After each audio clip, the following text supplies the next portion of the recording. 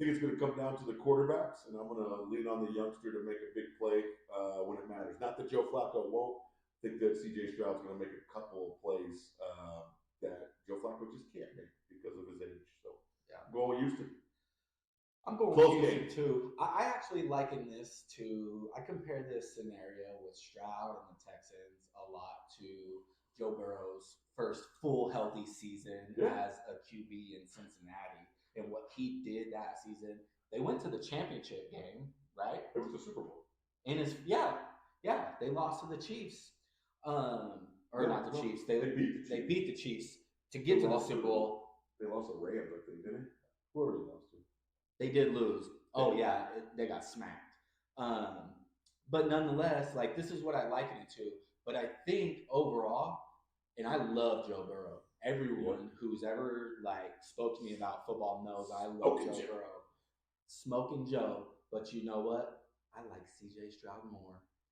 And I'm gonna tell you this: the dude is for real. He plays like a 10-year veteran in the game, even as a rookie. He sees the field better than literally out of all the starting quarterbacks. He sees the field better than 90% of them. He knows where to go with the ball. He can get through his progressions, and I think that the Texans are a team that you don't want to be playing in the playoffs, and it's because of CJ Stroud. And not only that, D'Amico Ryans is a hell of a coach. He is a hell of a coach. So you combine a good functional, you know, head of an organization along with good talent on the field and a franchise quarterback.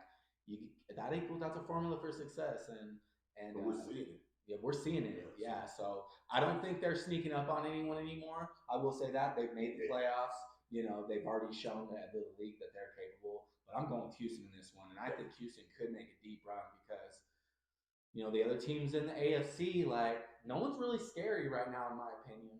Baltimore's pretty scary. I know they didn't look too good in that last game, but they didn't have anybody playing. But no, I agree with you. I think Houston is obviously built for a long run, a deep run this year, maybe. But obviously, they're set up for long-term success right now with the coach and quarterback that they have in place and the talent in place. And I think that today is when they start to take that first step towards establishing themselves as a perennial playoff team and a potential contender down the road. So, not that Cleveland again is going to roll over and die. I think it's going to be a hell of a game, and I think I would not be shocked if Cleveland won. I'm just going with Houston because I think the energy and everything that they have going for them at home, I think is going to benefit them. So. It's going to boil down to Houston offense versus Cleveland defense, and if Houston can commit one turnover or less in this game, or just win the turnover battle, they're going to win the game. I agree. Just got to protect the ball. I agree. All right, so next up is the late game today. We got the Dolphins visiting Kansas City, where, as we mentioned earlier, it is supposed to be the game itself when they kick off. It's